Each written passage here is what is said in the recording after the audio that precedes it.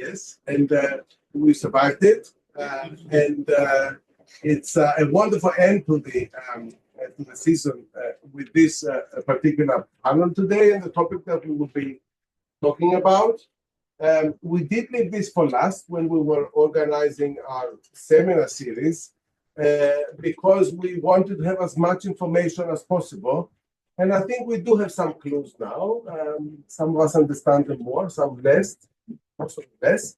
But it's important also to kind of have the focus on Southeast Europe, and that's why we're here to speak about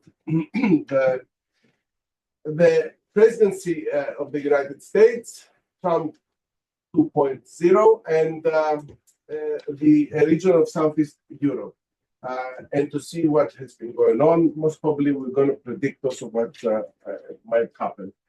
And for this, we've got three excellent panelists that really know the region very well. And we will be covering the whole region today, from Western Balkans to Eastern Balkans to Greece and Turkey.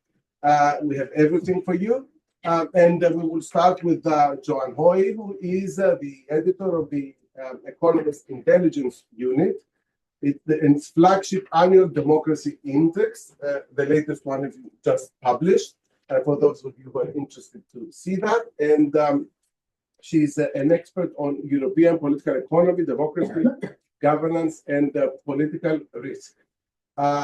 She knows the region very, very well. She travels a lot there, but also organizes a lot of events there that are relevant to our interests.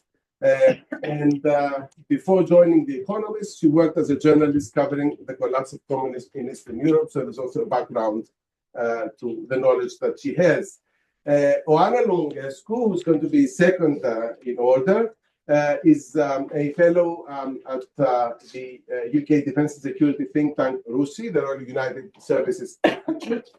Her claim to fame that, apart from her, her presence, is that she worked for NATO as a spokesperson between 2010 and 2023, the longest tenure in the role and the first woman and journalist to hold this post.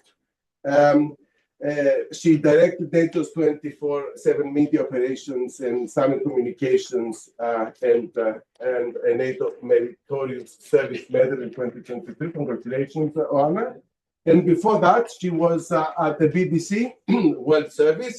We have a commonality with Oana here because my wife also worked at the BBC World Service, the Greek section, when you were working for the Romanian section. Exactly. And finally, last but not least, we have Daniel Dombey, who is the executive news editor at the Financial Times, and his postings for the FT have included Istanbul, Madrid. Indeed, he spent in Turkey 4 years, but he continues to work on Turkey that he knows very, very well. So there we're going to be a focus on Turkey as well. And Daniel also has an Oxford background because he did his PPE here in Oxford. So with that, we look forward to listening to your views. We have agreed that we give every speaker 20 minutes to start with, and then we will go with the questions and answers with the audience. So let's start with Joan. I think it's 12 minutes. What did I say? 20. Did I say 20? Okay, no. Okay. I meant 12. Because this is Southeast Europe. Okay. I'll try What's up, plus? I'll try and stick to 12. Okay, so essentially I'm going to make 3 points. I think it's useful if I spell out, first of all, my assumptions about what is driving US foreign policy, so that I can then talk about what I think that means for the Trump administration's approach to the Balkans. So I'm going to talk about the drivers, what it means for the Balkans, and then what are the possible responses of local actors in the region. So drivers of US foreign policy under Trump 2. As we've seen from the shock and awe of the first 7 weeks, Trump is a man on a mission. And I think that mission is primarily at home, not abroad. It's domestic, not foreign policy, that is the priority. And I think his actions today, the State of the Union address tell us that the administration is fully focused on fixing what it sees as a dysfunctional America. The administration believes or is committed to restoring control over government and, in its view, therefore, restoring some measure of accountability between voters and government. And that's why Doge is front and center of everything, and the war against woke and DEI and so on. And in fact, what Trump is in fact doing is the opposite of what we've often seen in the foreign policy arena over the past few decades. Often what we see is political leaders who are struggling to impose their authority at home in the face of domestic problems, try to burnish their authority on the international stage. And we've actually seen this in recent weeks with Starmer and Macron and so on, political leaders who are kind of with really big domestic legitimacy problems, playing precisely that role on the international stage. And what Trump is doing, by contrast, I think, he wants to win authority and legitimacy primarily by confronting what he and his MAGA movement see as the political, moral, and operational decay of America's institutions, including government. And this agenda is what is defining and driving his administration's approach to foreign policy. Now, of course, Trump is not averse to preening on the international stage. He likes to be seen, as a deal maker, problem solver, peacemaker, and so on. But it's clear, I think, already that the war that he is fighting is a war on the home front, and that is driving everything. So he may have an overarching foreign policy objective, which is essentially putting America in a stronger position to deal with its arch rival China. But all foreign policy is subordinated to that primary goal of taking back control at home, making America great again. So the foreign policy focus is on ending foreign entanglements and dealing as soon as possible with any issues or conflicts that could blow up and demand US resources and intervention. And that's the guiding principle behind the approach to Ukraine, the Middle East, and it also has implications for the Balkans too. So, as far as Ukraine is concerned, Trump wants to end this war as soon as possible to prevent the possibility of something worse happening. For example, Ukrainian collapse, which is quite possible at some point in the coming year, a Russian overreach, a miscalculation or an accident that creates a crisis that would require the US to invest more diplomatic and other resources. And he definitely doesn't want a forever war that is going to suck in US resources year in and year out. So he's serious about negotiating a ceasefire, about peace. And his motivation is ending something that has been extremely expensive in terms not only of resources, but also in terms of policy focus for the US. And if he can, in the process, prize apart Russia and China and secure access to rare earths from Ukraine and or Russia, all the better. So the implication of what I said about this prioritization of the domestic political agenda is that we should probably not expect major policy shifts towards any Balkan country or sub-region. But the Trump presidency will be a change from what came before, and it may also bring change in the Balkans. So first of all, this is going to be a completely different approach from that of the Biden administration towards this region, Balkans, and just about every other Democrat or Republican administration since the early 1990s, in the sense that Team Trump will not see its role as a political or social engineering project aimed at preserving this multi-ethnic settlement imposed on Bosnia by the US in the 1990s and bringing about further democratization of the region and so on. What the Trump administration will be concerned with is preserving stability in the region and curbing the influence of foreign powers such as China and Russia, but it's likely to pursue those goals by different means. So more on that in a minute. But at the very least, what this means is that there's likely to be less pressure on those governments and politicians who have perennially been seen as the spoilers or recalcitrants in the region, namely Serbia and, to a lesser extent, Republic of Srpska. Does it mean that they have a free hand to do what they want? No, it doesn't.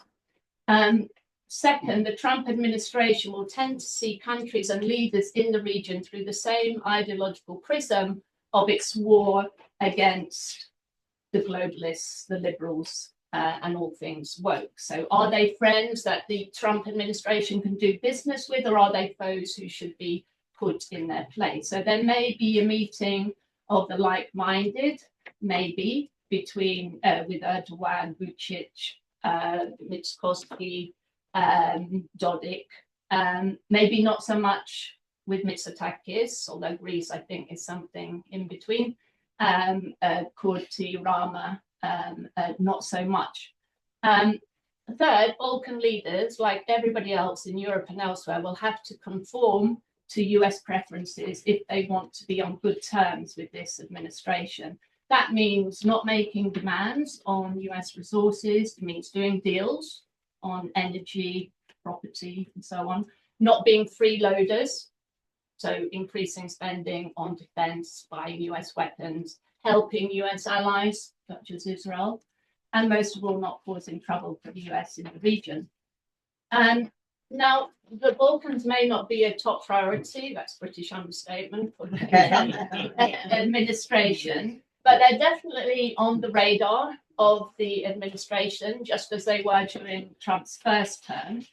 10 days before Trump's inauguration, US Deputy Secretary of State Richard Verma visited Belgrade to initiate a strategic dialogue between Serbia and the US, which is basically raising bilateral relations to a higher level with a primary focus on the economy, energy, and security. Donald Trump Jr. has been in Belgrade over the past week. He visited in September last year as well to discuss potential investment projects there. Trump's son-in-law, Jared Kushner, has got business interests in the region, in Serbia, Albania, and that's an illustration of how Trump likes to combine politics with family business as well. And of course, we have the long-term foreign policy advisor to Trump, Richard Grenell, who was the president's special envoy to the region during his first term, and he remains special envoy for special missions. And of course, we've got Elon Musk taking a particular interest in Romania's presidential election following the controversial annulment of the election in December last year and the decision to ban Lungescu from running in the rescheduled election in May.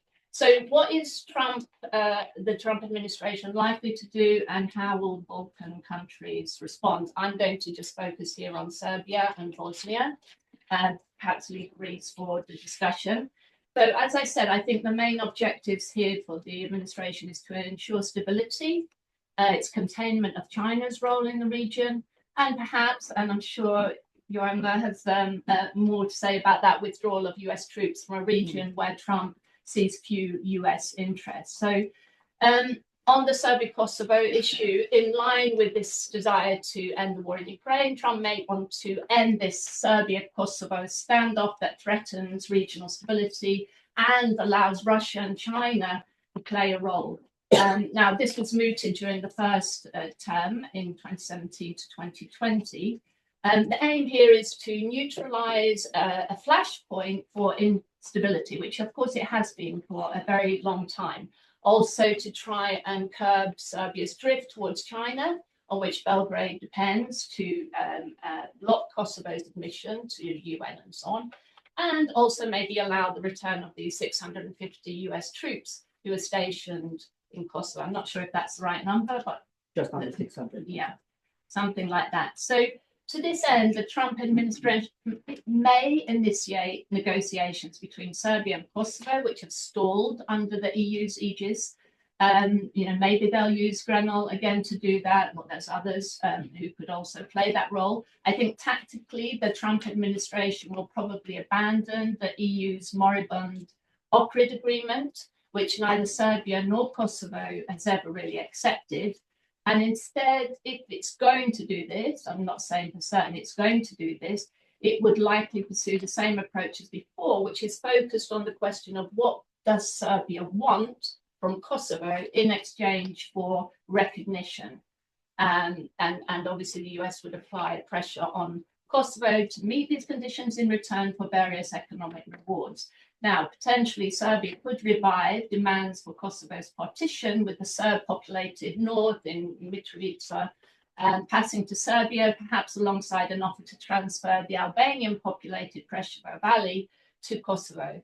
And that's likely to be resisted by Kosovo, which sought, as we know, during the Biden presidency, to integrate by force the Serbian population in the north. To counter that opposition, the Trump administration may even intervene to bring about a more compliant government. We've just seen these inconclusive elections in Kosovo, as the Trump administration allegedly did back in 2020, when it pushed for the ouster of Albin Kurti's government.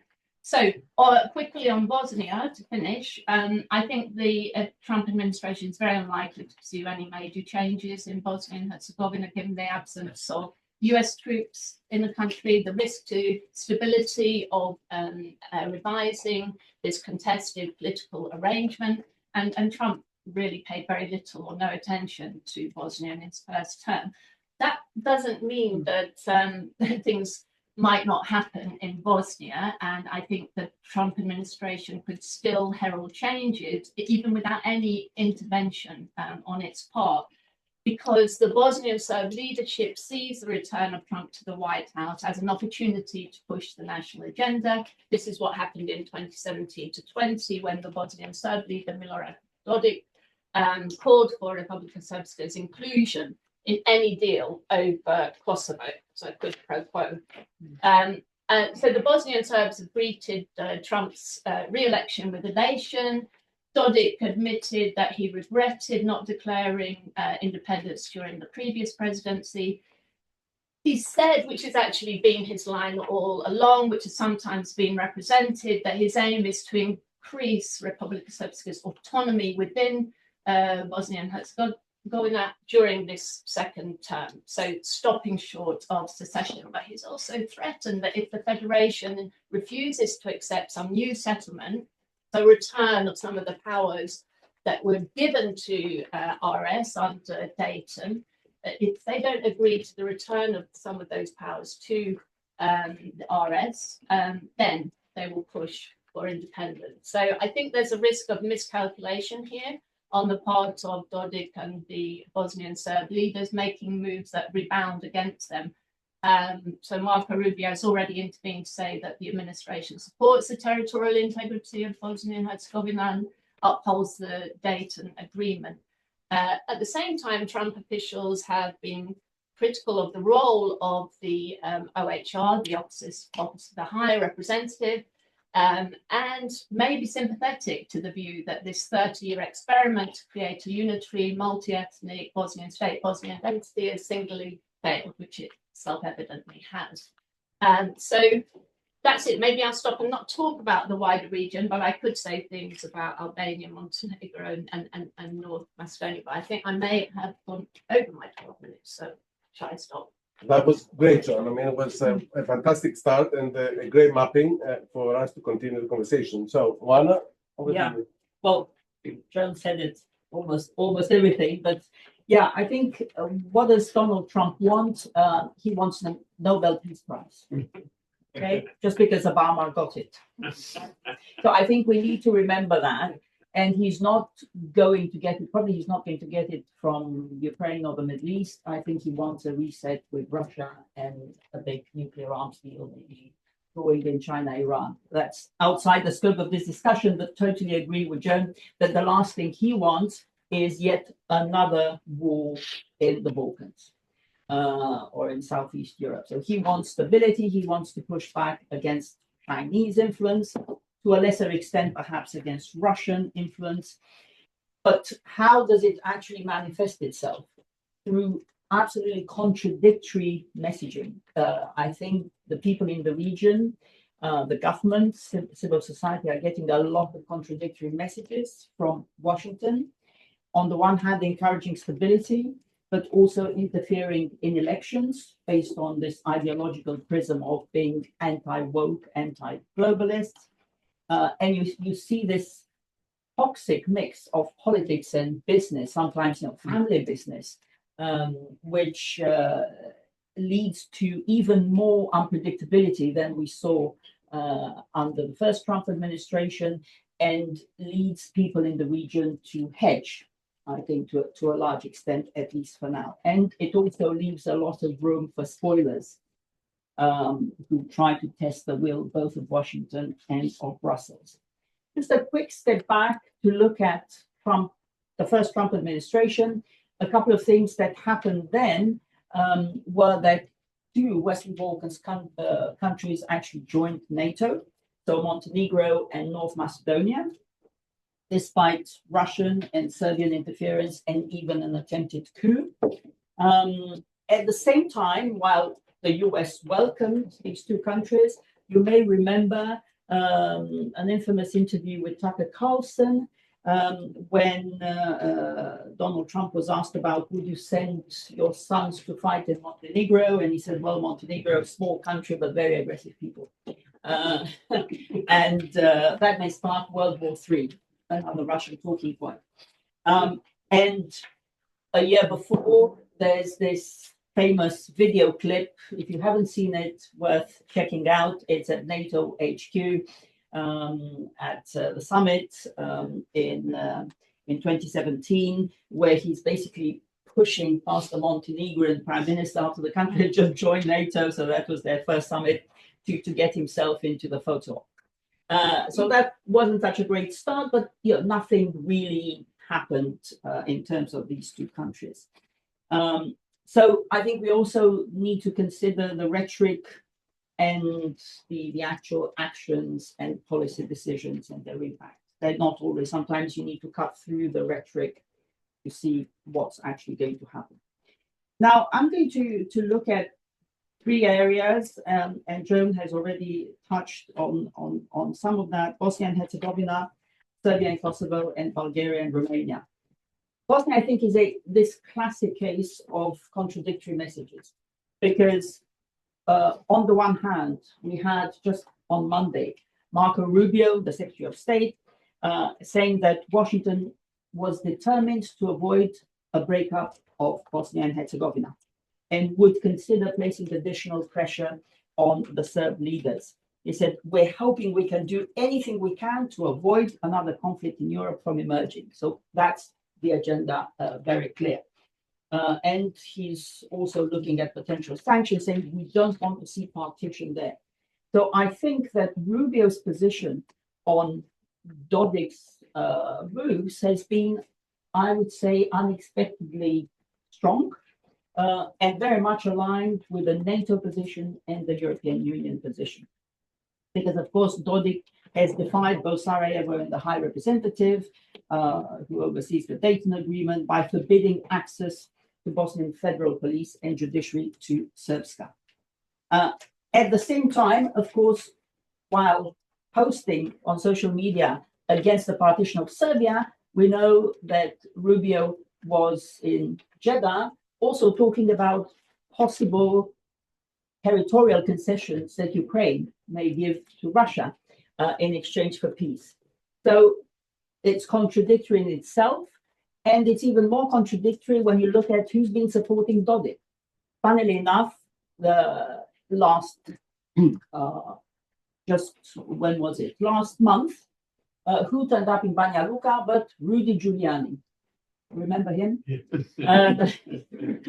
So Donald Trump's former personal lawyer, who has his own company, who did a podcast with Dodik and appeared at a big Srpska demonstration, basically against the federal authorities and in defense of Dodik. It's unclear whether he actually knew why he was there, but anyway, he was there, and obviously this became it became a big story locally.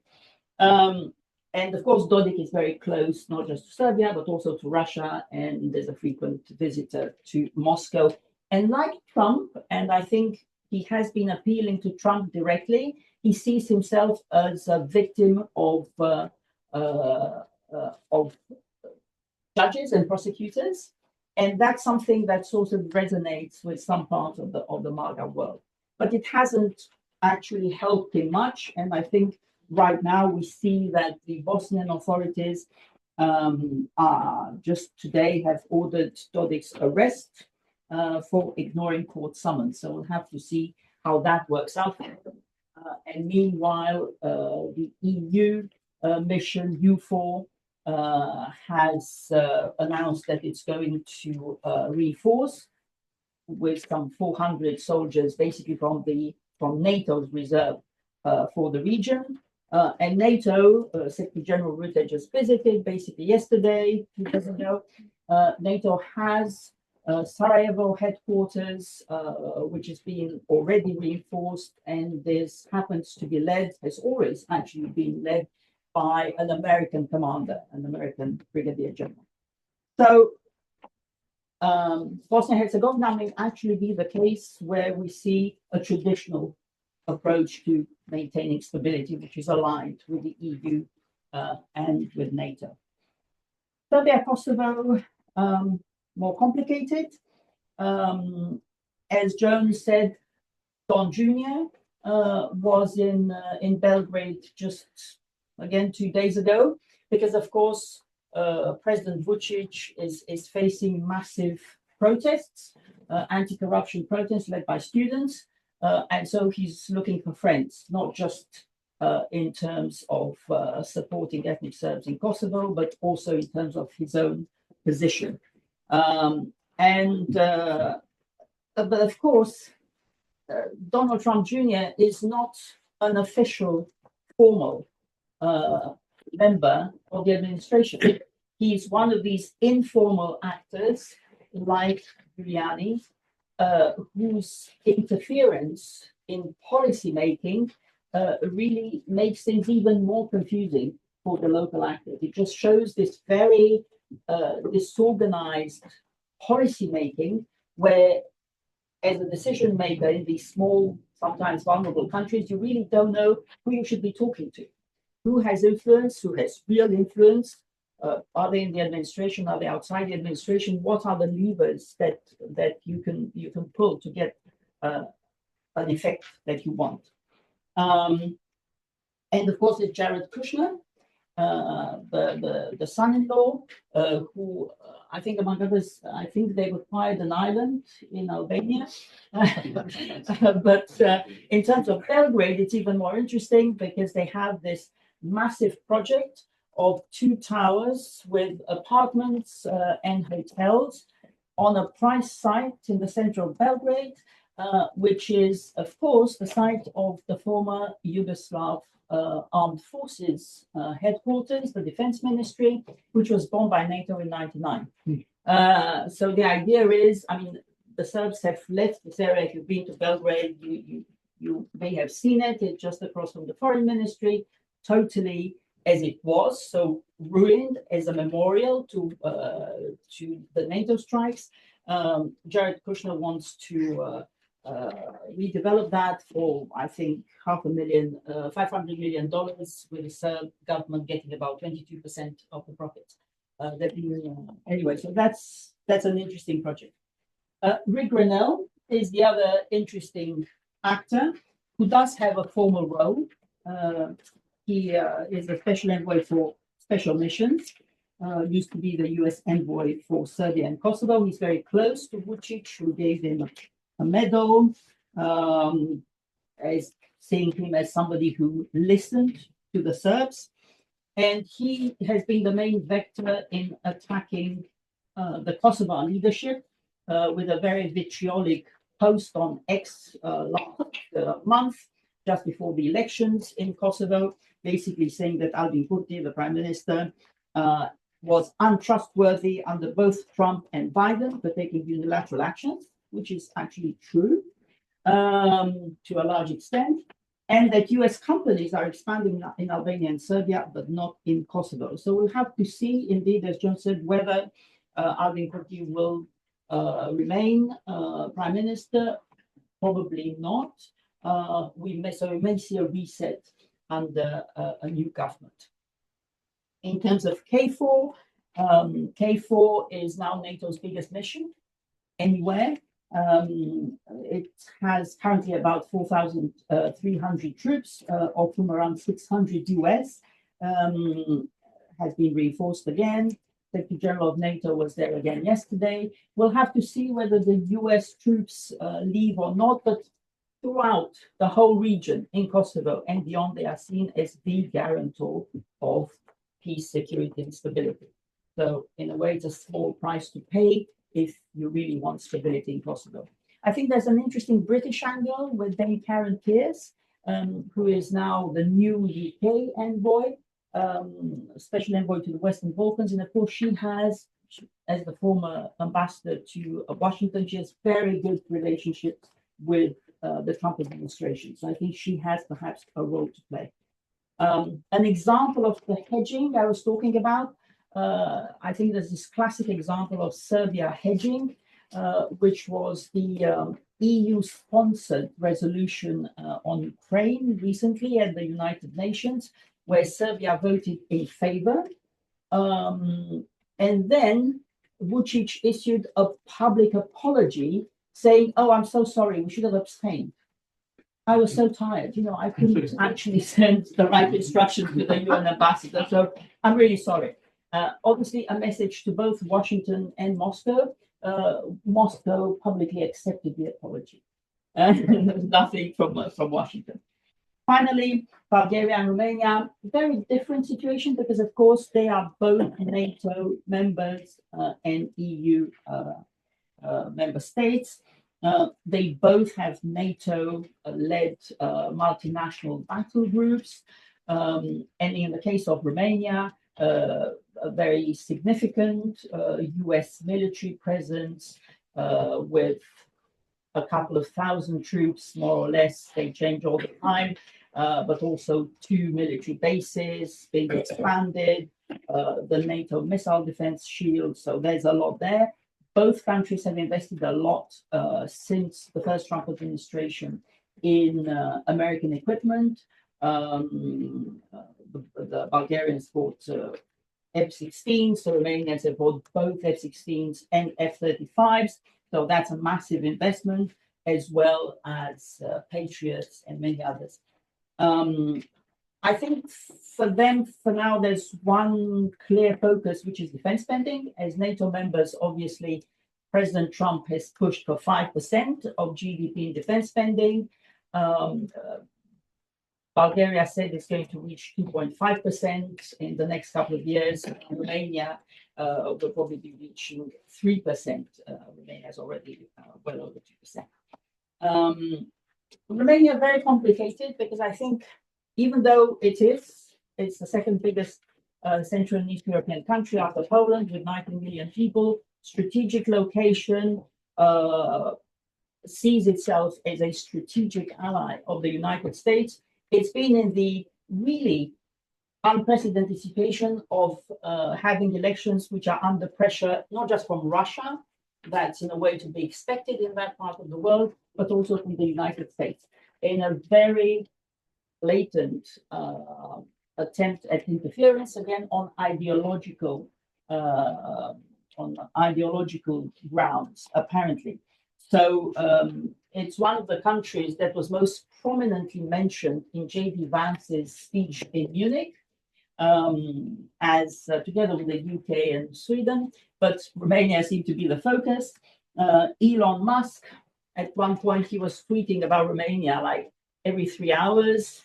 Unclear if he actually knows where it is, but anyway. Don Jr. was also tweeting, as well as a whole range of MAGA world influencers on all possible platforms. And the candidate, Lungescu, clearly a far-right candidate, but also very clearly a pro-Russian candidate, basically saying Romania should stop supporting Ukraine. Also, shouldn't kneel to the EU or NATO, just to God. So not necessarily a pro-Western candidate in any way. So I think that's perhaps one of the most one of the strangest interferences, but also quite massive. Yesterday, basically, the Georgescu accepted that he was no longer going to be running. So the ultra-right party, from which he had been expelled for being too extreme a few years ago, will now have their own candidate. So we'll have to see how that will play. But I think I was checking with my colleagues in Romania, and it's interesting that the moment that Georgescu's bid was stopped by the Constitutional Court, the whole social media campaign against Romania seems to have stopped.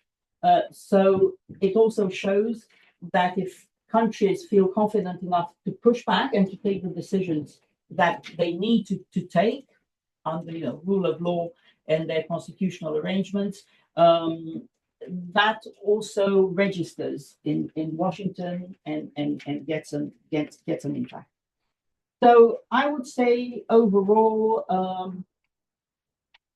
there is the informal nature of decision making in Washington, as well as the confused type of influence networks, some formal, some informal, are really a complicating factor for countries in the region in terms of how they position themselves. But it also, in a way, allows them to choose which signals or pressures they respond to. And I think in the case of Romania, it's been effective not to respond to the informal signals, to focus on what they had to do and to try to move on and focus on what the fundamentals, because all these countries, regardless of whether they're in NATO or EU, they all need the United States in some way or form for their own security and stability. And they also need to maintain NATO's presence and the stabilizing factor. So they may need to make some concessions because that remains a fundamental interest. Thank you very much, Oana, also for expanding on the Western Balkans, but giving us also the Bulgarian-Romanian dimension of Trump's intentions. And let's go to Daniel now. Thank you very much, Othon. Well, apologies that you've had three journalists, or two journalists who've gone legitimate and one who very much hasn't. And apologies, therefore, for the generalizations, crude, broad generalizations and personalized take on things that you have heard and even more will hear. But I just wanted to look at Turkey and the US in particular. As Othon said, I was a correspondent in Turkey. I was also a correspondent in the States, diplomatic correspondent. And I wanted to look not just at Trump and Erdogan, but at some of the deeper causes of Trump in the States, some of the consequences of Trump in Turkey in particular, and some of the kind of resonances between Erdogan and Trump himself. And I think in many ways it's a useful device. Trump is one of those things who is both deep-rooted and contingent. You know, there might very well not have been a Trump election in victory in 2016, but it also responded to deep trends and causes in the US, just like the Brexit vote in the UK could very well have gone the other way, but also with the culmination of historic trends. And I think if you look at it, I think that there are a number of ways in which Trump is for keeps. And the way that we have seen some of the trends in US, you have to see past the noise and the change. And for God's sake, I mean, I'm trying to coordinate news in the FT. And I'd say I'm loving today because I'm not at my computer. He doubled tariffs and then half burn, you know. He hasn't said they're going to stay and then taken them away. You know, he hasn't trash talked someone and then said he couldn't remember what he previously said. So today is a day of placidity and calm. But you have to look beyond that. You have to look beyond the caprice. You have to look beyond the kind of short attention span of this particular 78-year-old for some of the longer trends. And I do think that some of those longer trends are important. And if we are looking for what's likely to be lasting, I think looking at what comes from a more permanent tradition is particularly important. And I would just, you know, having I would just identify 3 or 4, really. I mean, first of all, it's beyond doubt this reorientation away from Europe is not just something that Trump dreamt up, right? You know, we had this slightly misbegotten Obama pivot to Asia. We've had the long, and Oana knows this better than anybody else, the long campaign for Europe to be more serious about its own defense. We have this overarching sense that, as a American friend of mine once said, it's been 80 years, you know, it's time to look after yourself, right? 1945 was some time ago, right? So that reorientation from Europe, which may be Trumpian caprice, but is also a sense of, as Joan said, you know, a slightly diminished US, a US that isn't the unipolar actor, the US that can concentrate perhaps on its domestic economy and also maybe China, but not much else. That comes from deep springs. That comes from deep springs.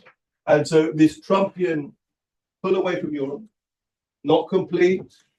It's, you know, it's not consistent, but it's very much a trend and a tendency. That's something that I think is more than just him changing his mind every minute. And it's something from deep strings, and it's something that is going on after Trump. We're dealing here in diminishing levels of certainty, but I would also say, you know, Trump's transactional take on politics, his idea of spheres of influence, right, which is very much his understanding with Russia. This also may very well be something that lasts beyond Trump. The US order, the US rule-based order that again we saw constructed after, you know, the Second World War and Dean Acheson and President Creation and all this kind of stuff. It's very, very questioned in the US itself. I was talking to a young colleague of mine who must be 20, 30 years younger than mine, who's from the States. And she was asking me whether this whole rules-based is American, this whole rules-based order of the 1990s, and I was lucky enough to be at university in 1990, so my youth and age of optimism coincided with this wonderful age of optimism, which was the most optimistic period for the last 200 years. So I mean, things are great in many ways right now, but I was particularly lucky. But she was wondering whether this rules-based order was always illusory. And I think there is a very much a sense in the US as well as in other countries that what people saw as a tremendous Kantian exercise was actually an exercise in not always that well disguised self-interest. And so a move to a more nakedly, I would say nakedly Neanderthal, but a nakedly transactional world of international politics, very much based on zones of interest, which has as its caricature form, you know, annex Canada by Greenland. But it's the zones of interest is very much his prism. And I think it will be the prism of other presidents to come after him. Let's not forget, you know, and I'll move this to the third one. Lots of what Trump did in his first term remained undone by Biden in his. Which brings me to the third, again, and Trump. You know, again, being self-indulgently biographical yet again. My time in journalism, I remember I started off in Mexico City Bureau of New York Times in 1993.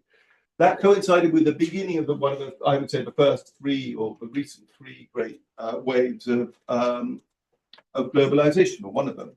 You know, we had the end of the Bretton Woods deal in the 70s with Nixon, where you moved toward very much more move away from currency controls and more absolutely everything what that means in terms of liberal economies.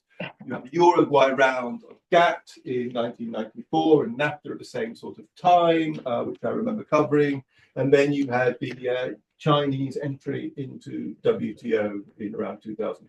Enormously significant events for economies and societies, as we all know. And, you know, as a corollary to that, and as it's time, the most successful foreign policy of the world, seeing the enlargement of the EU. But this was an astonishing shift. And NATO, there you go. Which proceeded and was in partly US nudging hand towards the EU. These were astonishing events, beyond compare. An opening of the international economy, beyond compare. And of course, had great fruits. I mean, the more people have moved out of poverty in the last 30 years than at any point in history, primarily because of what's happened in China. But every action has a reaction, every action has a consequence. And these 3 rounds of globalization have clearly caused a reaction in many parts of society, not least because when we look at aggregate figures, we miss, and this is something Joan has looked at as well, I think, we miss the effects of particular parts of society which feel globalization much more keenly than other parts, which you miss perhaps in aggregate GDP figures. So I think the Trumpian reaction against globalization is also something to stay, which is why, for example, Biden kept very much a more conflictive attitude towards China, and in many ways actually doubled down on Trump's attitude towards China. And by the way, this slightly naive, slightly 21st century kind of we are the masters now attitude of Robert Zellick of China can be a stakeholder, but if only they could learn to be like us, is for the birds and the history books and so on. So again, I think a third thing, and I apologize if I'm being too long-winded, but it's habits of a lifetime. But a third thing, reaction against globalization. So I would say reorientation away from Europe, transactional takes sphere of influence, reaction to globalization, and also, and this is almost indefinable, this native Jacksonian thing. Every other US president since the 1830s has been a third, fourth, fifth, sixth coming of Andrew Jackson and the nativism of the US, and we don't like rules and so on. And that's just a thing. The European diplomats have been sent into flutter by Nixon, by Reagan, by W, and on and on and on it goes. And all of these guys think that Andrew Jackson come again. And apparently Mark Zuckerberg loves my Andrew Jackson, we now learn. So these are all likely to be factors long after Trump's disappearance. So I'm terribly sorry. Some of us may be counting the clocks already till January the 20th, 2029. But still, some of these factors are more than mere caprice. Some of these factors are long-term, almost geological. Now, I am supposed to be talking about Turkey, and even more supposed to be talking about Southeast Europe. And I am going to slightly be cheeky because I'm going to obviously a bit of Turkey, 97% or so, is not in Europe at all. And I'm even going to look a little bit to the south of that as well, for which I apologize in advance, but always better to ask for pardon than permission. So 3 or 4 areas in which Trump has affected Erdogan, which we've seen in really literally the last 3 or 4 weeks. And they're all dramatic. I would say the one is perhaps less influenced by Trump because it's very long a warning. Hakan and I were talking, and it's perhaps 15 years of warning. But the other 3 are very clearly responsive to Trump in many ways. The Öcalan PKK initiative in Turkey, the deal that we saw in Syria on Monday night between the HDS government and the SDF, which is the militia in which the Kurdish YPG is a very major force. Going back to another thing, the post-US Europe, Europe after the US and Europe after a measure of disengagement by the US, and obviously Ukraine, US, and we are after all here the day after the supposed deal in Jeddah between the US and Ukraine and a possible ceasefire offer. So I'm going to be trying to be quick because I have got in mind that, and I have to finish by 6 or 6:05 at the very latest. Otherwise, I will turn into a pumpkin. But very, very quickly, of these, I think perhaps the one that has least to do with Trump, but is probably in many ways one of the most important Turkish relationship with Europe, is this opening up in terms of this renewed Kurdish peace initiative. And I do apologize if this is a little bit too arcane, but we all know that, or many of us know that 40,000 plus people have died in this terrible conflict. It goes back to the 80s. That it is one of the most chastening experiences to go through the southeast and see many of the destroyed villages. That there was an attempt, but there are read acrosses to other places like Northern Ireland. In fact, I remember having dinner in Ankara with Jonathan Powell, now the National Security Advisor, one of the architects of the Good Friday Agreement, who really wanted to see read acrosses there. One of the basic problems is that Turkey has seen its relationship with Europe very largely through the prism of this conflict with the PKK. This is an incredibly poisonous conflict. I repeat, 40,000 people have died. and they have very many problems with countries in Europe that they have seen as either unduly hospitable to PKK cells, or, and I apologize for the complications, backing what they see as the PKK in Syria. Just to get topographical for a second, if you look at Turkey, between Turkey and Iraq, there are lots of mountains. Between Turkey and Syria, there's an open plain, and of course, this all goes back to the British and the French, Sykes-Picot, and an arbitrary border. And as a result, there is a sense of distance between Iraqi Kurds and Turkish Kurds, whereas Syrian Kurds and Turkish Kurds is not the same thing. They are the same families. There were Turkish campaigns against Turkish Kurds in the 1920s that sent families across the border. People travel across the border easily. There are lots of Turks within the Syrian forces. And to be clear, the FDF and the YPG within it, these are prized by Washington and many European governments as the most efficient fighting forces against ISIS and other jihadis and baddies in Turkey. In Syria, but the Turks see these as absolutely the same people that they've been fighting. So this has been absolute issue number one in many ways, the Turkey's relationship with Europe. However, at the moment, and I will try to be quick, I'm not going to go into what happened, but for various reasons, largely to do with the end of the Syrian war, an initiative that had gained pace in 2013 and 2014 and then blown off course to do with has been resumed. And the imprisoned leader of the PKK, a guy called Abdullah Öcalan, who was kept on prison on an island off the coast of Istanbul, has issued a call for PKK to disband and for a ceasefire. The ceasefire has been accepted by the PKK, and this is a tremendously important initiative in Turkey. Turkey being Turkey, Turkey is a complex place, and this coincides with a massive repression within Turkey against Erdogan's political opponents. So on the one hand, there's opening, on the other hand, there's repression. Turkey's a complicated place. Nevertheless, this is a tremendously important moment for Turkey's relationship with the rest of Europe, and why that matters for Europe, I may eventually get to. Secondly, Monday night, this Kurdish group in Syria entered into what many people found a surprising, but others felt had expected, deal with the new government of Syria to enter that government. So it would form part of the government. The agreement's supposed to be concluded by the end of the year. The government would have a say in some of the rich oil and gas fields they control, and they would enter into the government. This is an entity that said that respected the ceasefire that Erdogan is trying to encourage the PKK, but said it was not part of it. But that also is neutralized, and the Turks see this as part of the PKK. This is something that Erdogan welcomed just recently as last night. Why does this matter? It matters enormously for Turkey's role in Syria. After all, as that great geopolitical analyst, Donald Trump, said, in a way that didn't at all aggrandize his own role, nobody knows. You're talking about, sorry, some of this is hard to understand. If you're talking about now that one of the sides has essentially been wiped out, that's a reference to Assad, but no one knows who the other side is. But I do.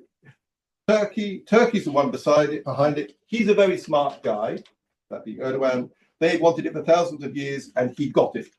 So Trump admires Turkey's role in Syria, and the way that the Kurdish issue is evolving right now does open up possibilities between Turkey and Europe.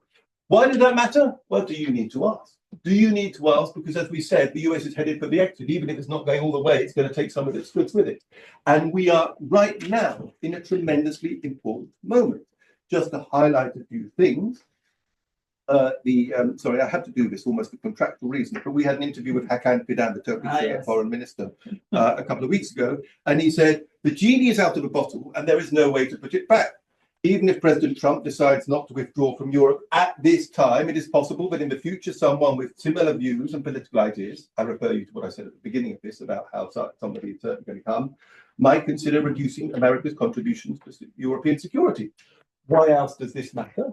Well, Mark Rutte, the Secretary General of NATO, has been very clear to European leaders that they need to engage with Turkey when you are trying to look for a Europe that can look after its own security after 80 years. Turkey is, in many by some counts, the second biggest army in NATO. It's the third most important army, certainly in many ways, other than the British and French. It is their major actor. When I lived in Turkey and covered Turkey, I was very aware I was dealing with an autonomous actor whose decisions on actual events mattered much more than one or two other European actors.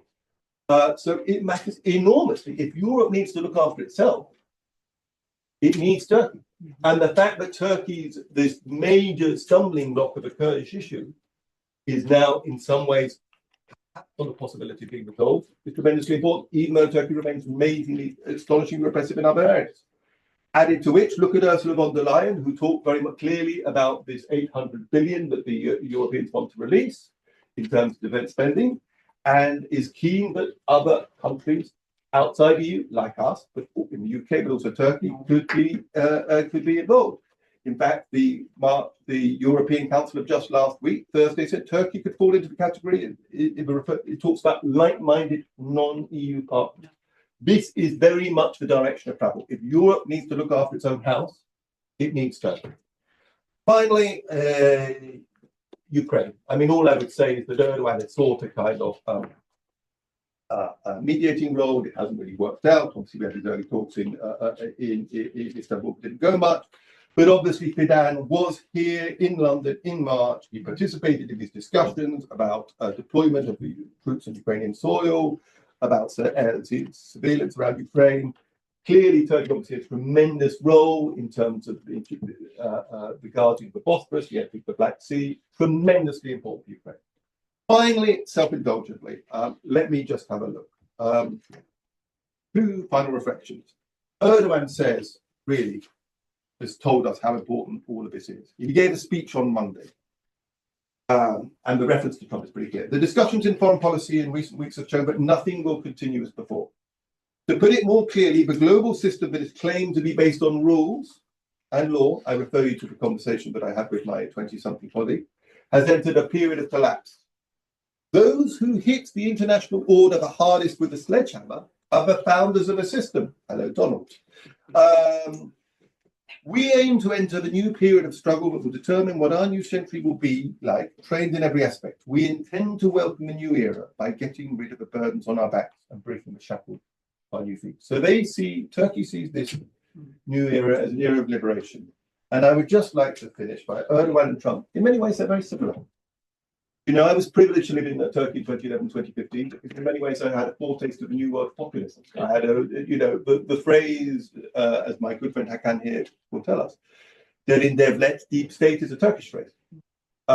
We had the metropolitan elites against the people, or the other way around, more to the point, in Turkey before almost anywhere else. We had this idea of fake news, of government media, of praise accusation, of polarization in Turkey in a more pure form.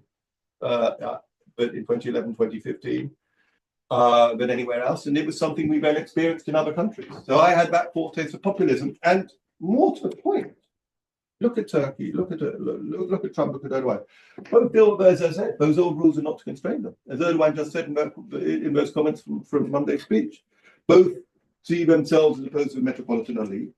And I'm not quite ready to say that for Erdogan, concrete is almost as important as Iran. But both do see the world as real estate. One of the ways to understand Erdogan is almost everything is about real estate, on a metaphorical level and also on an actual literal level.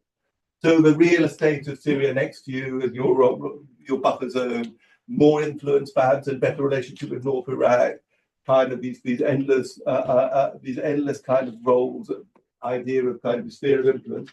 But actually, Balkans, absolutely, Turkish outreach, we're not even going to get into the Diyanet, the Turkish religious ministry that is the arm of one of the arms of that influence. But actually, literally, Erdogan is all about bridges and roads and airports, which strangely may be connected to the real estate value of the property adjacent to said development. Absolutely, of course, with understanding. He is a man about real estate, if nothing else. And real estate lends itself to the form of mind. Take no prisoners, zero-sum game. That's what it's about. Sell, sell, sell. You're also not afraid of a U-turn, right? I mean, because, you know, you put the bad deal behind you. In fact, it never happened. So they are very, very similar in that time. They are going to stay. The caprices, the excesses of these guys should not disguise you to the long-term causes and the long-term consequences. Both are partners to Europe. Neither should ever be taken for granted in terms of what they're doing. And to be absolutely honest, the world that we're living in today, and even more so the world we'll be living in tomorrow, is a world they're both happier in and more comfortable in than most of us are. Thank you very much, Daniel. And I think we've got a wide array. I had some questions for you, but I'm going to refrain myself because it's important to listen to the questions come from the audience. So who would like to start with the question? Yes, Jan.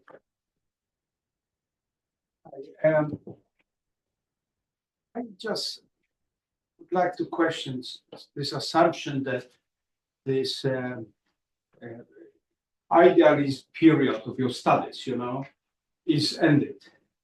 And it was short aberration, or let's speak, because the word is usually realist one. But you know, the rule-based order or globalization, they are not, you know, idealist policies. They are part of, you know, international politics, which Martin White called power politics as a synonym of international relations. This is a different way of doing power politics.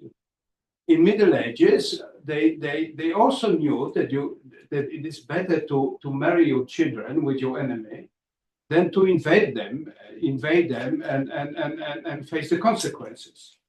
You know, globalization, you know, I'm from Venice, where we just had 700 years of Marco Polo. If you want, you know, globalization is not an ideological trend. And you, working for a newspaper who study long-term financial this, should know that you would have to reinvent or ban internet to end globalization, you know.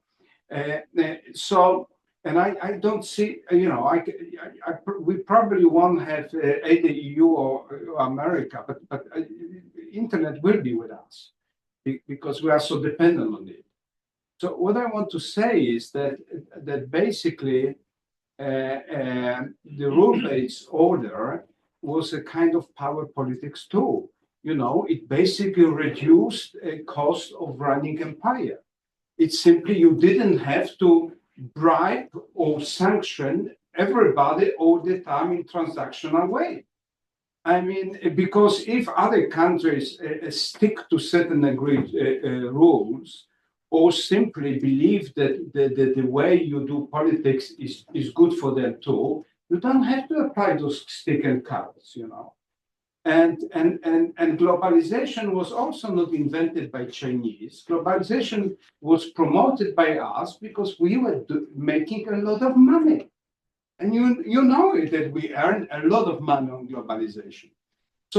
So what I want to say is it is not just, you know, the end of era of some college students who have this principle in international law and certain ethical standards. It's the way, there is a smart way of exercising power politics for the weak and for the strong. And there is a dumb way, as Trudeau told to Trump recently in the dispute. There is also the dumb way of running an empire. And I think we have to face basically the consequences of policies which will cause harm for everybody involved, because uncertainty is not only bad for markets, it's also bad for security, especially the one where with uncertainty in the age of where our major strategic paradigm is mutual assured destruction is simply rather uncomfortable. Can I just respond to that very quickly? Of course, you're right. globalization was not invented in the last 20, 30 or 40 years. One of my favorite facts is in Stephen Runciman's History of the Early Roman Empire, where he says the Roman Empire ran trade deficits with India and China. So, things change less than you think. However, if you look at the way in which, trade has increased as a percentage of global GDP and then fallen, you can see there's a change in the direction. There's a very long way to fall. We're not suggesting that we're going to the 1930s, but there is a turning point. Similarly, I think we're agreeing in terms of a rules-based, the rules-based, there being a power politic behind the rules-based order. Of course there is, but there could also be real rules. You look at the courts like the European Court of Justice. At the one time, what is it doing? Is it just the neutral arbiter of EU laws, or is it actually following a teleological goal for greater European integration? A bit of both. A bit of both. That's the way the world works. We are talking about changes and recalibrations. Are all laws and rules going to go? No, of course not. But there is a more transactional. There is a more transactional breed of politics in response to globalization. Is it? And finally, of course, of course, I make generalizations, which obviously means inaccuracies. And of course, it's more interesting to be provocative. And for those reasons, that one has to look past what some might say are the idiocies of Trump, because one wanted to look at the things that are more lasting. And as I began, there are days when he says Trump, the tariffs are going to go up and then they go down. For example, yesterday. But there are also certain long-term trends, which is what I wanted to focus on. Yes, take two. Yeah. So Europe's for a long time had to worry about great powers interfering in Southeast. Where do you address your question? And any animal. All right. Well, Yeah. So great powers like China and Russia, for instance. But does Europe now have to worry about middle powers like Turkey or even Hungary, since both of them have quite an independent foreign policy and are regional? Hungary is a big power. I would consider it a middle power, yeah. It's deploying troops in Africa, it's getting involved in the Ukraine war. My name is Toros Parkatsimis, I'm a British citizen, and I have a personal interest on Turkey, especially. On 1974, I have the experience when they invaded Cyprus. I was in the first line filming the tragic event and the result of the war, especially the human suffering. Now, how can democracy in Europe can trust an authoritarian regime that he has imprisoned, like you, journalists, politicians, diplomats? Yes, for security, we may need him, but can we trust him? The question is to you, my friend Daniel and Joanna. Right. So let's take a third one and then Jonathan. Thanks very much. I've actually got two questions and they sort of run across the panel. One of them really is where you see the role of Elon Musk in the slightly longer term, apart from being significantly poorer than he was last month. No comment. Not so poor is the right word. Less rich. Less rich. Yeah, less ridiculously rich. The second one is, I think, more aimed at Oana, because you were talking about the recent developments in Romania this week. You concluded on an optimistic note that Romania had, in a sense, stood up to the Musk-Vance campaign for now. What's your prognostication for the future on that score, particularly in relation to the election? That's asking a lot. Thank you. Next up with Joan, and then we move on.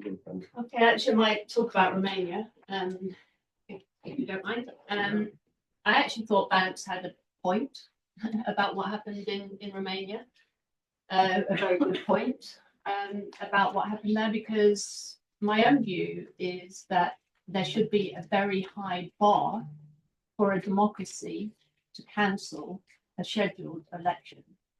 What happened there was that the election was cancelled in the middle of the process after the first round, when there was a clear winner, when actually the two candidates there were both kind of anti-mainstream. So, you know, we've had this grand coalition in Romania for the past few years, which is essentially the PSD, which is the former Communist Party, Social Democratic Party as it's called now, of Romania, and the Liberals, PNL. Those are the two parties which have basically dominated Romanian politics since the demise of the Ceausescu regime. Usually, you know, for a very long time, even now, relying also on the minority party, the Hungarian party as well. I've covered Romania for a very long time. Now, what happened was after the first round, when Călin Georgescu won the election, there was a reaction. There was the courts where there was an investigation into, this was after the president and the Security Council and so on, and the intelligence services had alerted to the social media campaign. So they demanded an election, an investigation into what happened in the first round. Now, the courts ruled after that investigation that there had been no irregularities in terms of the actual voting process. And then carried on. I think it was 48 hours or something before the second round of the election. Something happened in that intervening period to cause them to cancel the second round. Now, this is done on the basis of alleged interference by Russia in social media campaigns on behalf of the frontrunner, Lungescu. The vote was cancelled. Now, you know, I cannot say, you know, whether Russia was involved in a social media campaign. What I can say is something that came out subsequently was that one of the ruling parties, the Liberal Party, had paid a Romanian PR company who actually funded this TikTok campaign in support of Georgescu. So it was a kind of absolutely bizarre thing that backfired absolutely against them. So all sorts of things were going on in the social media campaigns on TikTok and elsewhere. You know, did that change the result of the election? You know, but I would say the majority of Romanians voting for Georgescu maybe get their news from television, mainstream media. I don't know to what extent they're influenced by TikTok campaigns. So a very high bar, and I don't think we've seen absolutely conclusive evidence, you know, that this social media campaign influenced the vote. On the contrary, I would say that the main point here has been missed by everybody. And the point is that the situation we have in Romania is very, very high levels of distrust in political parties and government. Is the creation of those two parties who ruled Romania all this time. Now, just because this guy is a kook or a, you know, whatever you want to call him, he has some very strange views, this is true, but is that a justification for cancelling the election? What I would say is that what we've seen is in Romania, very high levels of corruption taking place. Romanians think that's the number one issue that hasn't been dealt with, that has actually proliferated under these the ruling parties. We've seen a decline, I would say, in the transparency and accountability and responsiveness of government under these two parties in recent years. We've seen a politicization of the constitutional courts and also the intelligence services, which are myriad intelligence services in Romania, with no real parliamentary or civic control over those organizations.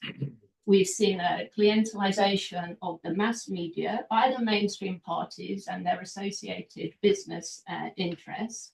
we've seen a spectacular increase in state funding of political parties, the main beneficiaries of which have been the two ruling parties. And if you look at their election campaign spending in the run up to this and the money that they were taking in the state budget, anything spent by Lungescu or his supporters looks like an absolute chicken feed. So there's all sorts of things going on in Romania, which will explain why people will vote for anybody.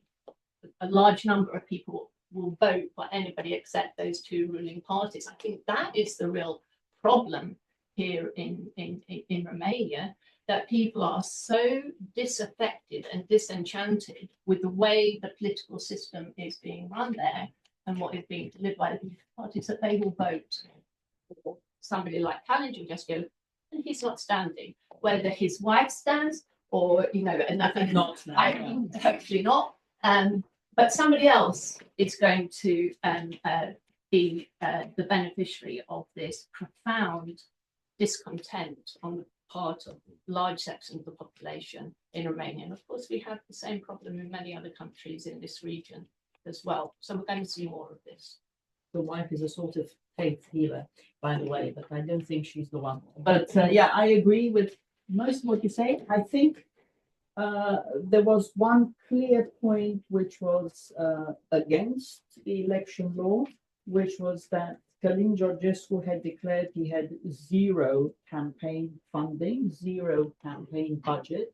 And clearly that was not the case, not just because at some point through a network of hundreds of influencers and mini influencers on TikTok that were activated through Telegram instructions, very much on the model of what had happened in Moldova during the presidential elections.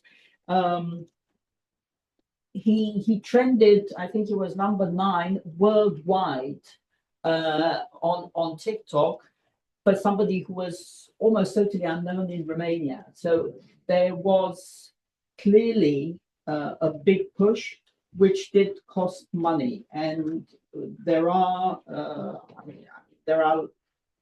unfortunately, they did a very bad job in translating all these documents into English. So I think there was a lot of delay and sort of certain incompetence in dealing with this issue, which I think was a crisis for the Romanian institutions. So we'll have to see if they learned anything. But there was clearly something there, whether it was a smoking gun, as it were, or circumstantial. That's something that now the Constitutional Court has decided. The other thing I think that this vote showed was the fact that in a country of 19 million, 9 million are on TikTok, which was a platform on which practically none of the Romanian institutions are anymore, because of a regulation by the EU and NATO, incidentally, about the dangers of being on TikTok, because of course all your data, ByteDance has to pass on to Chinese authorities if needed under the Chinese security law. So there was a reason why the big institutional accounts are not there, are still not there. So there was a disparity. And of course, a lot of the diaspora, the Romanian diaspora, does get its news from TikTok and from the church.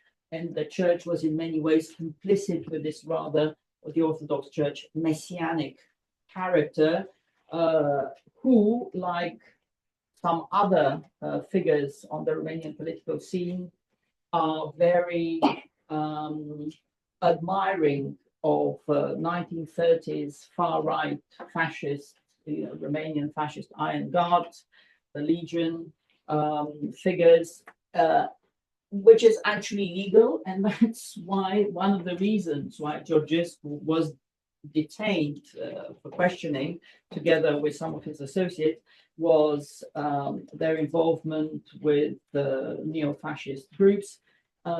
as well as an attempt to overthrow the constitutional order, because a lot of the people and his aides, people around him and his aides, have these are part of a it's a strange mixture of people who are either veterans or have some sort of military training. Some have been, well, at least two of them have been in the French Foreign Legion, and then come back and have been doing paramilitary training camps in the Carpathians with a lot of far-right messaging.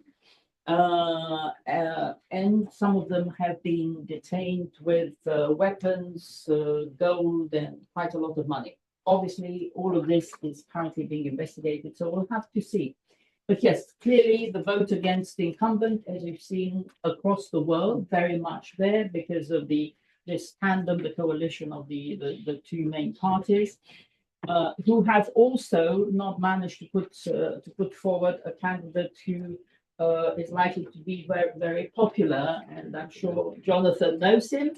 So we'll have to see. I think there is some speculation that the interim president, who is from the Liberal Party, who appears to be a more sort of common sense type politician, may decide to run at the last minute. But I think, yes, a lot of uncertainty, and the outcome may not be very different.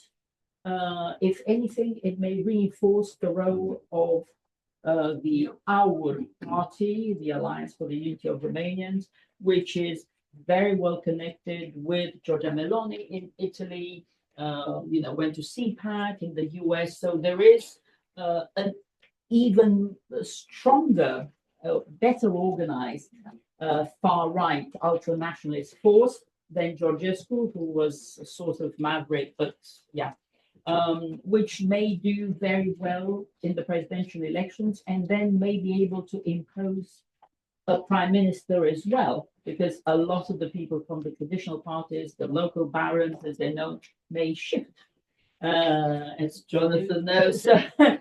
So, yeah, I mean, the difference is that this party is not against NATO overtly and not against the EU overtly. That is, I think, one of the big differences. Thank you. So Turkey and Europe. Well, I mean, I guess I was trying to be more descriptive and prescriptive.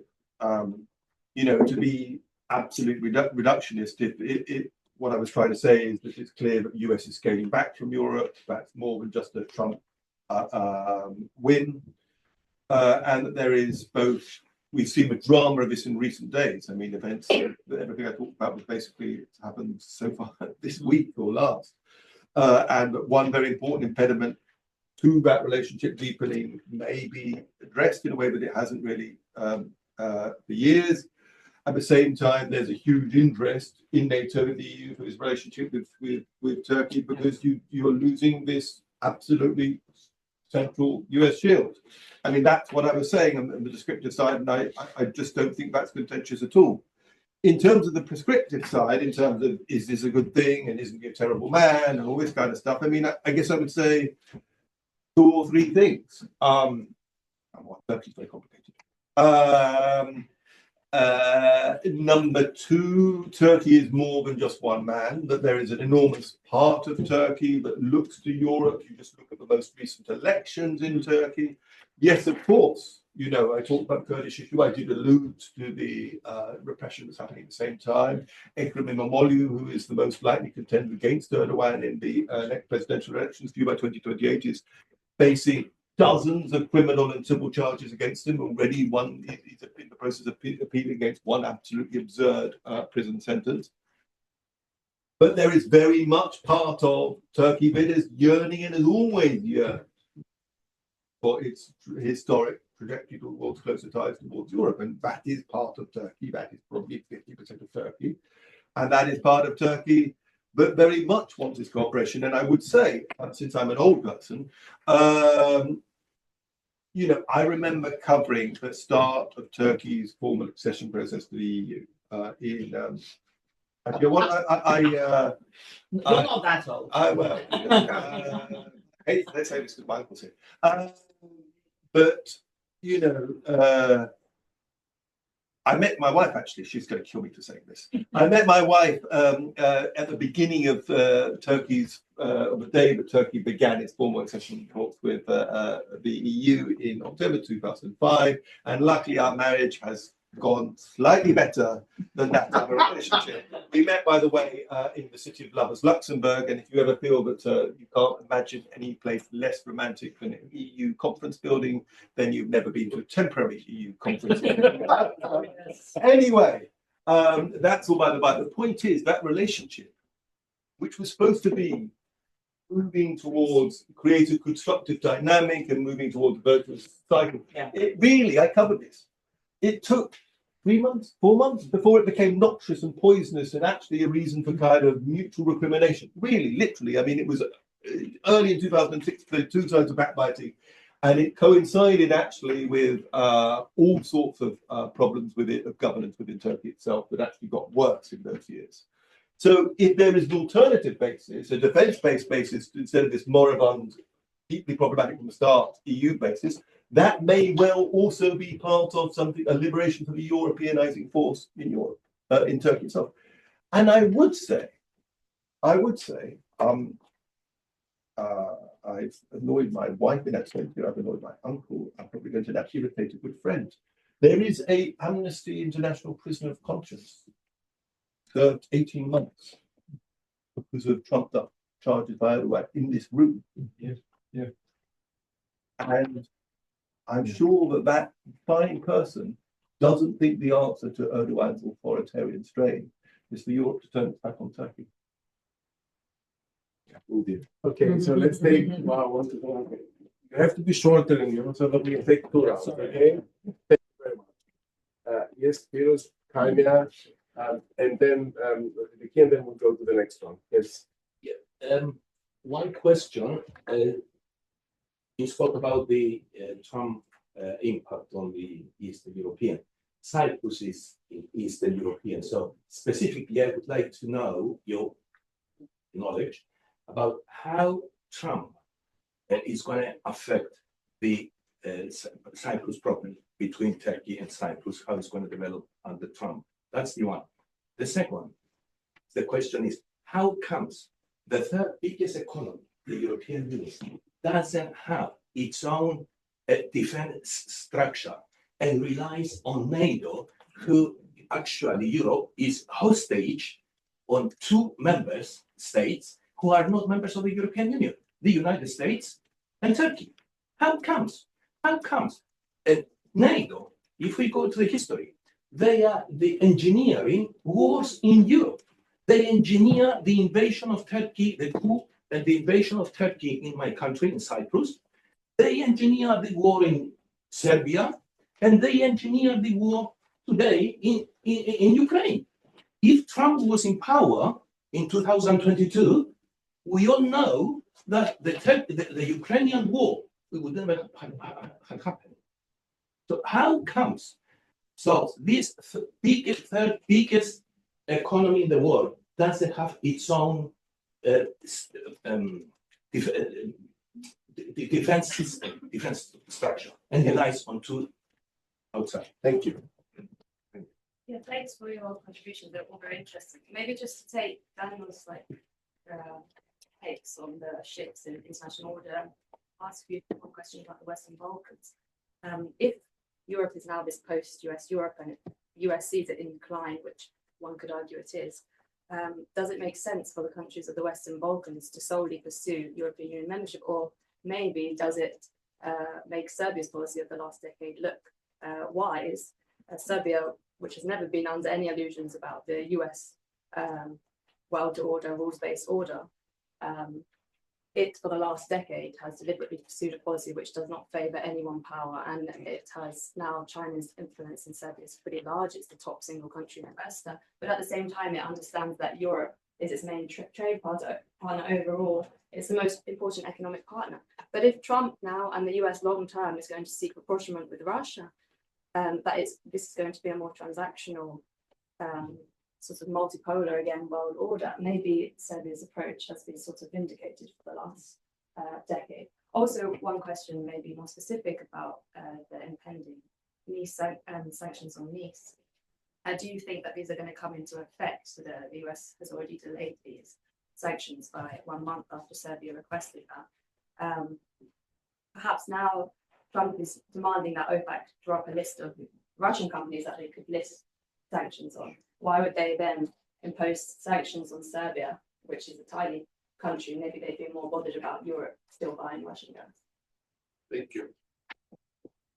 I was wondering how Greece fits in the picture that you painted, because in the country there is this impression that there is a growing distance between the US and Greece, and that Greece lacks the channels to reach any decision-making centers, and especially in relation to the Turkey dynamics that you described, but also the interests of Greece vis-a-vis the Balkans and especially North Macedonia and Albania.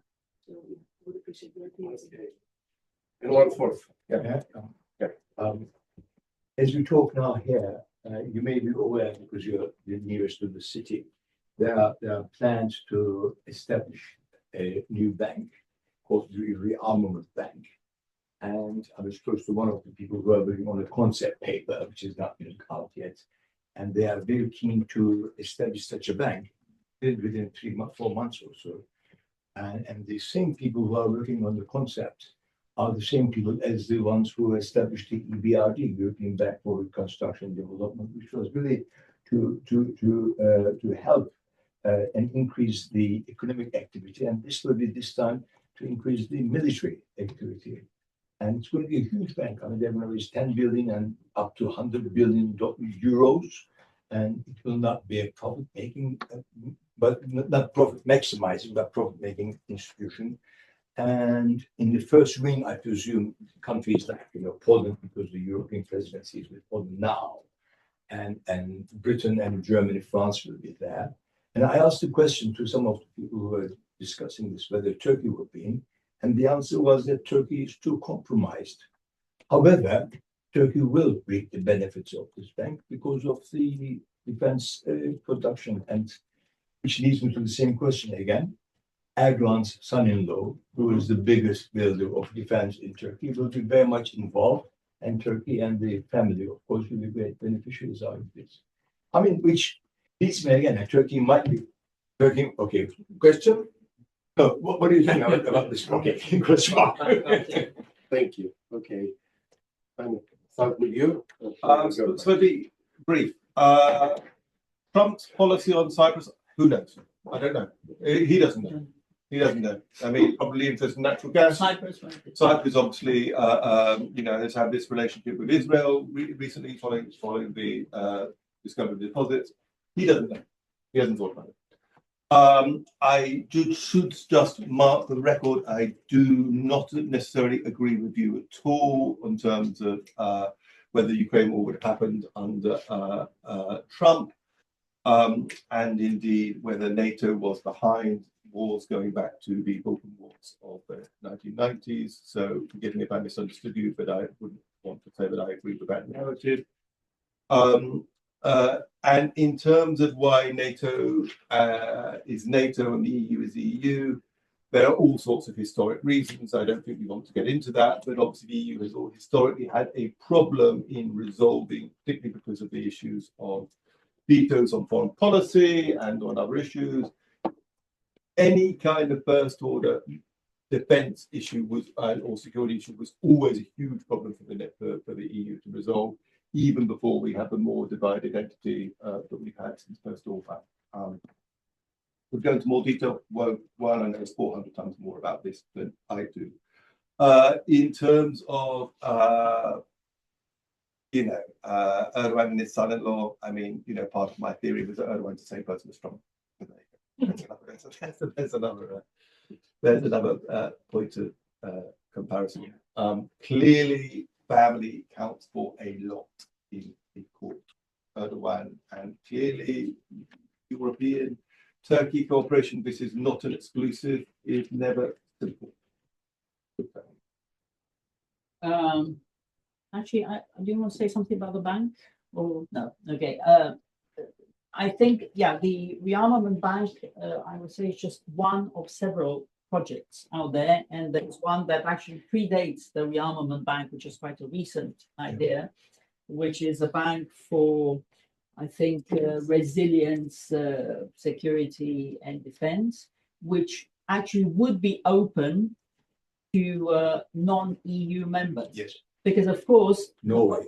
Norway, for instance, the UK, but also perhaps the US, Turkey, whoever. So I think there is in a way, there's a financial question to be asked about, okay, where does the money come from? Because if you look around at big banks, big pension funds in Europe, obviously we're very focused on ESG criteria. Still, I think that's being perhaps a bit becoming more flexible now. But you're seeing a pushback actually But- for those pension funds even in the last few days. Exactly. Actually. And for, European pension funds, investing in defense is very much like investing in pornography and drugs. No, Okay? you're right, because they Yeah. will exclude, because banks today, pension Yeah. funds, cannot lend to defense companies due to ethical reasons anyway. Exactly. Hence, it'll be just governments who will be The participating. question is, of course, I think there's a bigger discussion which has started now. Is it not ethical to invest in your own security and defense and to invest in peace? Because it doesn't mean that if you're weak and you don't invest in your defense and you just rely on the US or others, as Europeans have done indeed since Eisenhower and Kennedy and above others have raised this issue, not just Trump,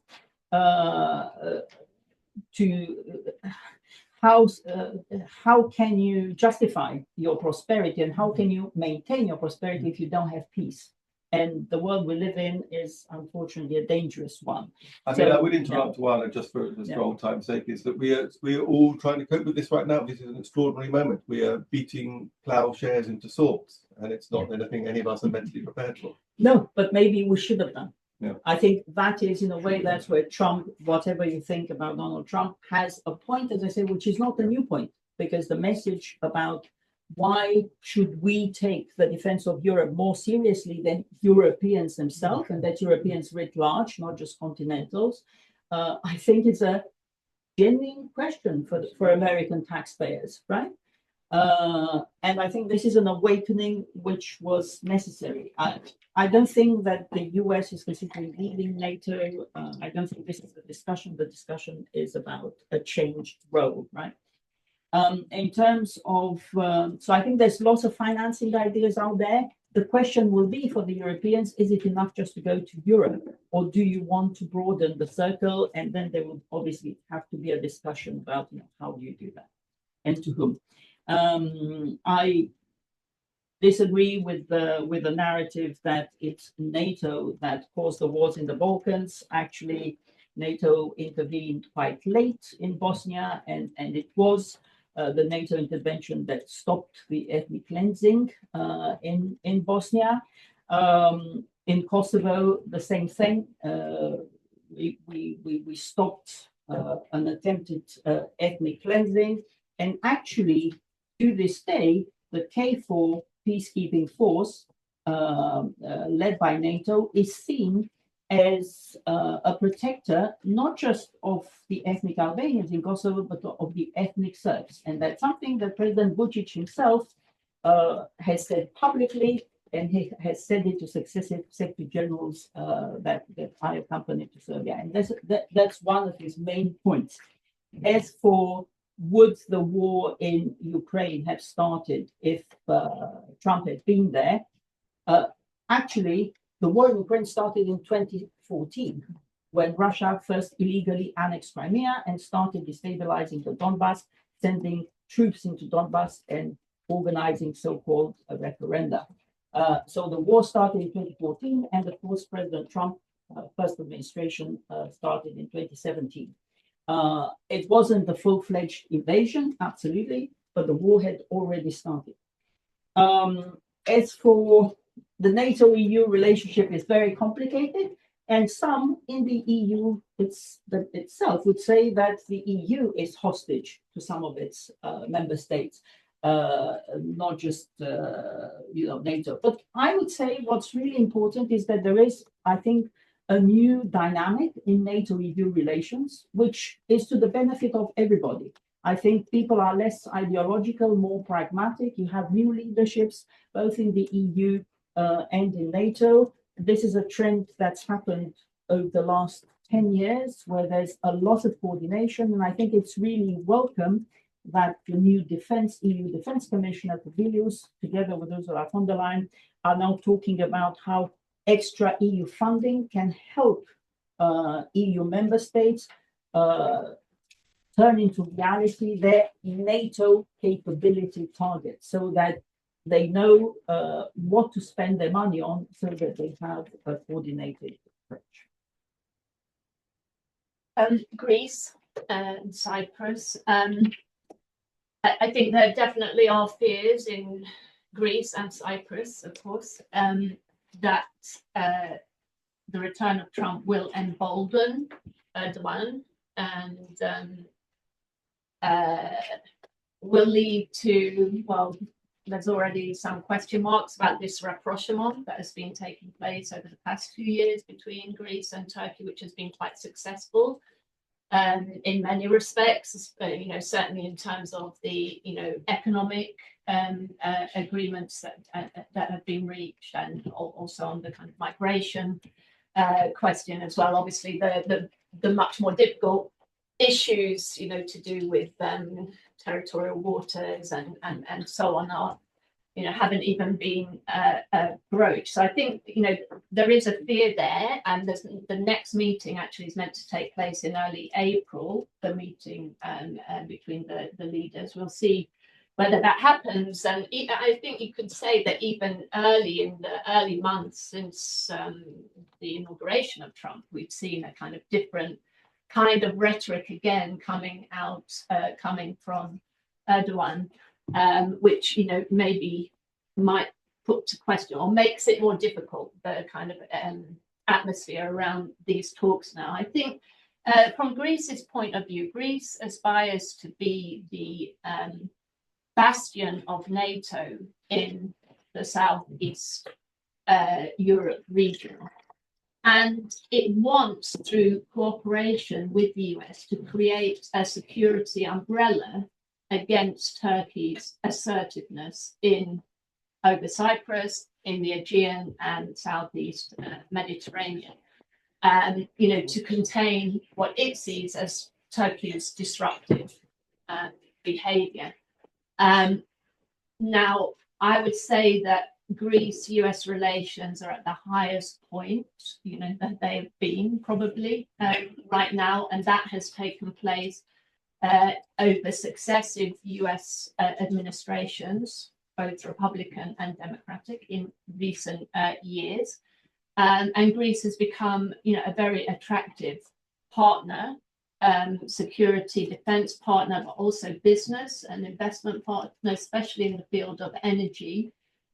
For the US, I mean, so much has happened over the past few years that has led to a strengthening of that relationship. So there is now a very close strategic partnership, which is exemplified by this annual strategic dialogue that's taken place, which since actually December 2018, under the Trump administration, which is focused very much on defense, security, energy, and so on. And that's opened up more avenues of business cooperation and investment between the two countries. And Greece's role, I think, at the center of all these kind of energy routes and pipelines in the region, which is going to open up new ways for to deliver energy into Europe, and in particular US LNG.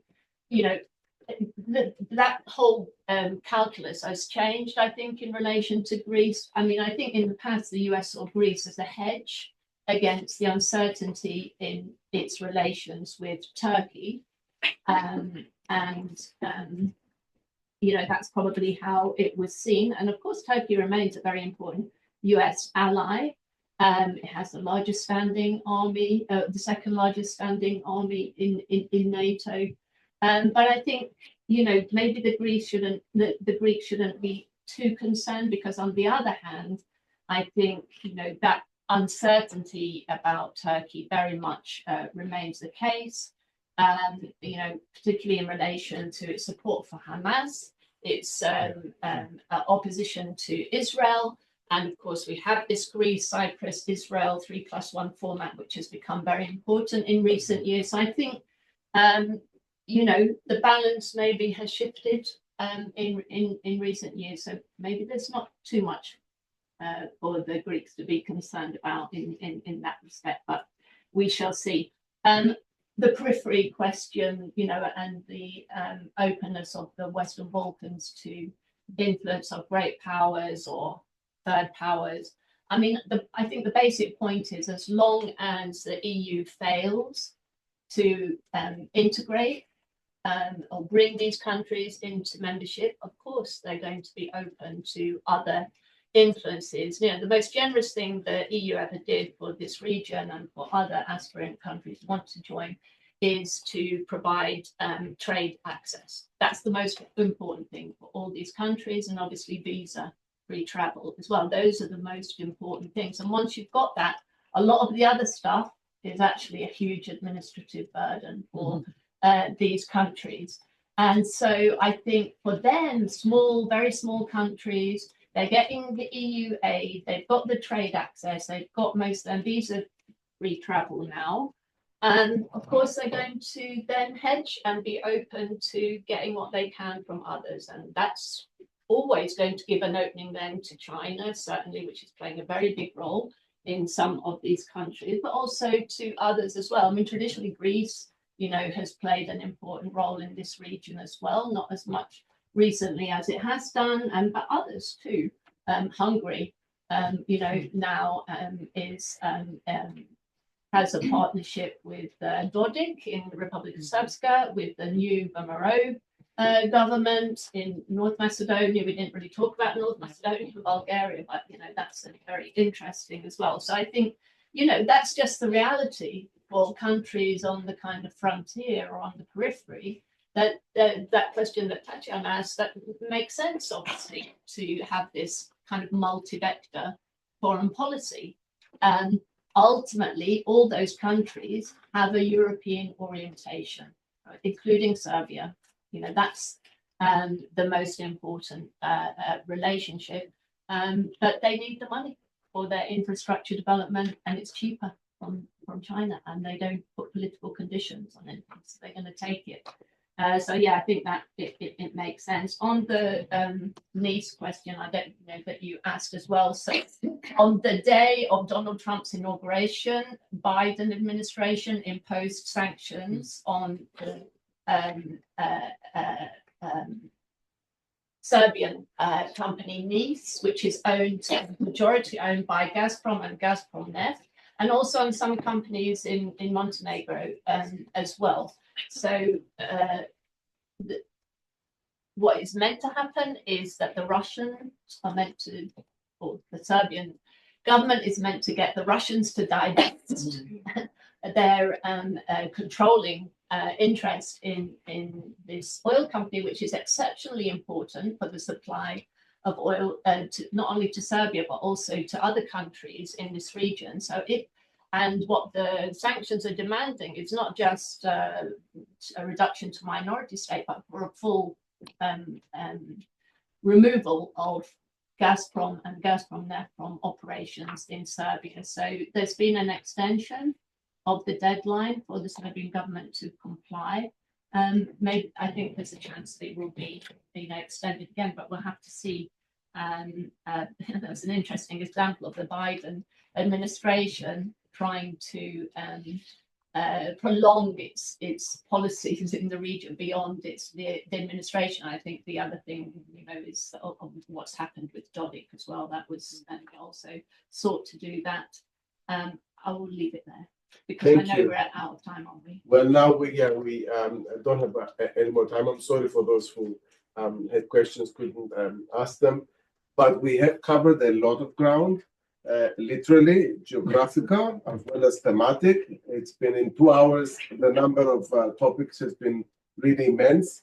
It was intentional, Daniel, that we went for journalists, overall covered, and analysts, because there is information that you know, which is very, very important for all of us here. And thank you so much. And please join me to thank our speakers. It's been terrific, and we've learned a lot of things today.